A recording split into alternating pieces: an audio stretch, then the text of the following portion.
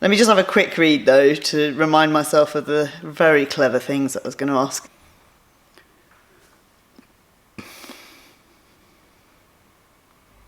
All right, cool.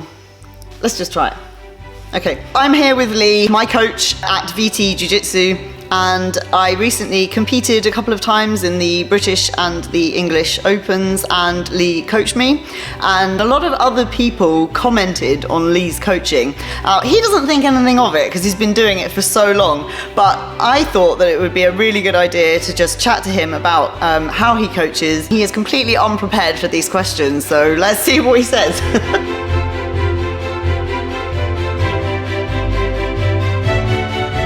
I wanted to know where your strategy for competition coaching starts with your students. If someone says they're going to do a competition, cool, but you need to prep. Right? You need to be ready. It's not like an MMA fight or a boxing match where you've got to really put in like a massive 8-week camp and hit all these different metrics. It's a jiu-jitsu match, right? And it's just a bit of fun.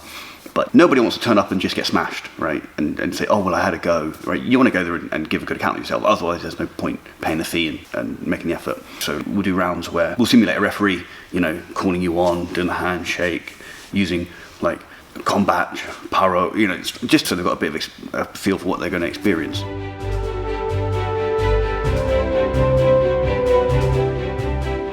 You are very big on strategy. You don't think it's a good idea for any of your students to just go into a comp without a plan? Yeah, so when I would compete at the coloured belts, and you get to meet people and you chat, or you see people that you've known through MMA or whatever, or people know who I am and they come on and say hello, and I ask them, just get talking and ask them what their strategy is for the day. And many times I'd hear people say, I'm just going to see how it goes. And that seems mental to me. Like, I'd love you to have that strategy against me, because I'm going to show you how it goes. I'm going to double leg you, put you in your back, right? And I'm going to be 2 points up. That's something that's in your control. Do everything that's within your control. I can't control how good my opponent is. I can't control their preparation. So I'm not going to worry about that. I'm not going to stress over how good they are or how bad they are, because I can't control that. But what I can control is whether I'm in shape, whether I'm on weight, whether I've got a strategy. That's in my control.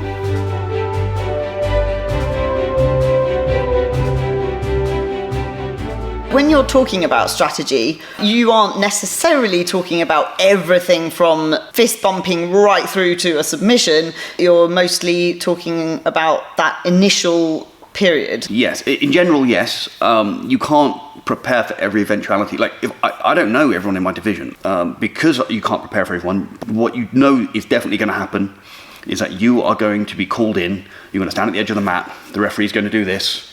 You're going to walk over, you're going to shake the referee's hand, probably going to fist bump your opponent, combat, and you're going to fight. All this is a known variable. So you have to at least have a strategy for this part. For the first point of contact, what's it going to be, right? When the referee says combat, what are you going to do? Now, and I think this is a really important one to get right, because this is where the nerves kill you. Once you're in the fight and it's tumbling and it's going, then you're doing what you've done day in, day out in the gym on the mats, right? But that first competition contact, that's not what's common to you. That's something you don't experience very often, only in competition.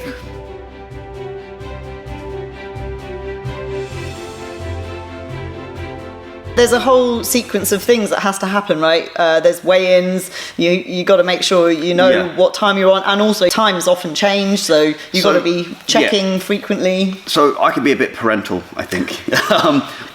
I figure that people don't compete a lot. They don't necessarily have all this dialed in, right? So it's my job to guide them with that. Can you talk about the warm-up? Because you have a fairly specific type of warm-up. I like to start my warm-up an hour out, and I want to go anaerobic before I go into my match as well. So I'll normally start off with a light stretch, just to loosen off, just be on the mat, have my gi on, just be able to just feel the surface on the mat and just relax into it.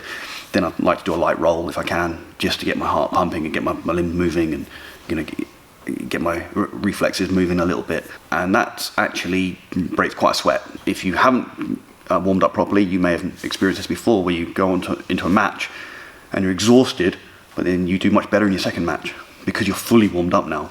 So that's what I do, and it works really well, and I try and get my students doing the same thing. But where I'm going with this is because this is about the coaching. I think the students don't know this stuff, so it's my job to guide them through this process.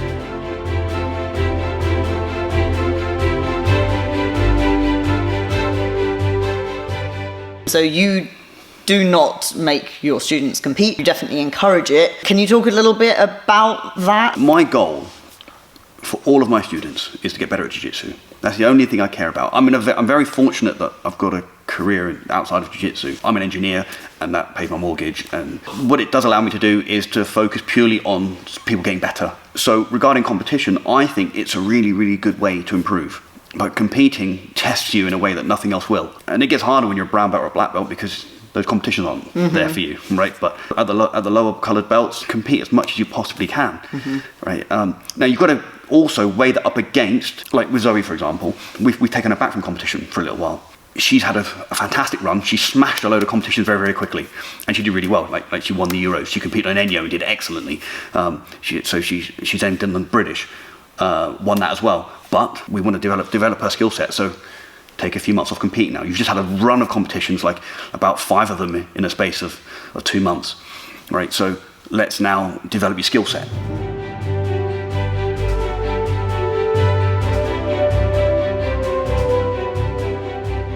Your coaching mat side is a bit different to what you usually hear from other coaches. If I'm screaming at you from mat side, as you've mentioned actually, that the coach influences the athlete, right? And so if I'm hyper, they're going to be hyper. But I don't want my athletes being hyper.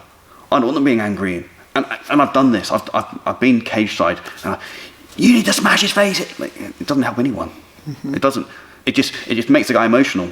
And he doesn't need to be emotional right now. He needs to be thinking about how to win this fight. You may as well not even be there. I prefer to have nobody next to me than have someone screaming at me. Because then now, not only does it make you emotional, but you're feeling pressured now, and you're not thinking about the match. So I really do my best not to get like frustrated or angry. I will shout at you when we get back here. Right? What the hell are you doing? Right? But I probably won't. I'll probably say, look, what you did was a mistake, because it doesn't help. And also, I know from experience that someone on the outside can't always tell what's going on in there. Yeah. Right. Yeah. Like maybe they're having a panic attack, or maybe their foot's caught in a way that I can't see, or anything could be going on. For whatever reason, they haven't taken my instruction. Okay. Breathe. I say that a lot. I tell people to breathe a lot. Breathe, Tammy, breathe. Because you have to be relaxed so that you can think. Breathe, Daniel, breathe. I can't talk them through each technique, but I will say stuff like, you need to stop and rest there. You need to hold that position. Nice and low. Right, stay there, take your time. Don't get rolled, take your time. And sometimes they can't see what's happening. And I'll see what their opponent's setting up before them. And I'll say stuff like, you need to watch for this, you need to watch for this, watch out, he's going to do this, he's going to do this, he's going to do this. Right? Keep your eye on that left hand. Right, just watch out for these equal, right? Stuff like that.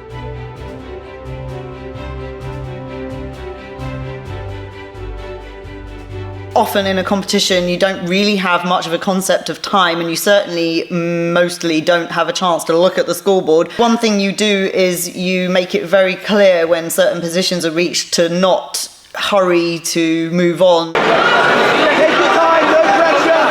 Take your time. That information is important, I think, for the athlete. You need to know how long you've got left to compete. You need to know what the score is, and you can't always see it. Let's say you're doing a pressure pass. As an example, you've pressure passed someone, but you've got your head buried down and you're driving through and you've passed, and you don't know how long you've got to hold it for before you move to maybe to mount or something else. You want to get your pass points. So I'll tell them, once the referee gives the points, you got your points, settle, breathe, take your time, no pressure now, take your time. And when people get to mount, I'll just tell them, I'll remind them. There's no, and kind of for the referee as well, but the referees tend to be pretty good, not always, so I just remind them of stuff. But it's also good for the athlete to hear, you don't need to panic, because people, they want to finish, and no, right? There is no pressure on you to finish a match. There simply isn't, right?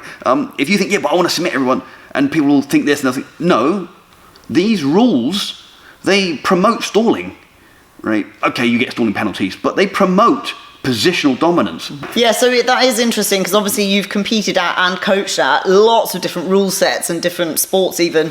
Yep. And so your strategy and your coaching and your competing yourself is all going to change depending on those rule sets. Yes. I used to think a little bit, and other people will say it too, like, oh, you're playing the rules. Right. Well, yeah. If we don't play the rules, we're going to hit you with a hammer. Right? I mean, there are rules. If the rules are different, I'll do something different.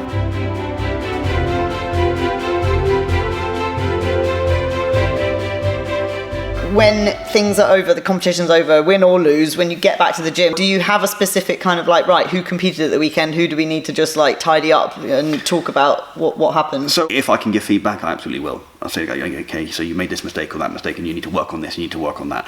If I see someone and they've done something that technically is wrong or technically could be improved, I'll tell them that. But generally, it's going to be more stuff like, just in general, for your long-term jiu-jitsu training, like you need to work on your mount escapes. I think there's a very, very clear difference between an instructor and a coach. And the skill sets are wildly different, wildly. I mean, it's a different role, really. Yeah. One is breaking down a skill and trying to pass that knowledge on. And there's different ways to do that. A coach's job is to develop the athlete and to support them in competition.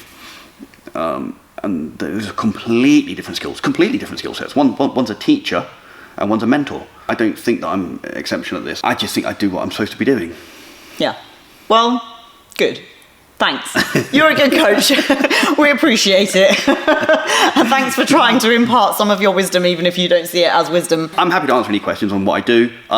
There you go. Inundate him with questions. Yeah, hit me up on social media and ask me some questions if you've got any. But I just do what I think I should be doing, and I think what everyone else should Well, be doing. it has taken you years of competing and coaching to be this good. Fair, that's a fair point. You're taking it for granted and saying like everyone should be doing it, but it's been how many years? Yeah. Great. I think that was great. Thank you very much. You're welcome.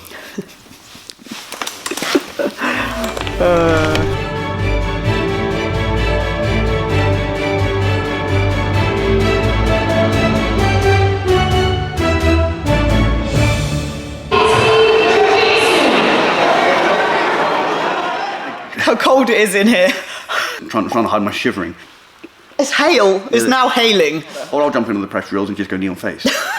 Okay. If you're going to be lazy, you're going to get a knee in the face or something, right? All right. We don't need to start mentioning names, for God's sake. Yeah. Cats.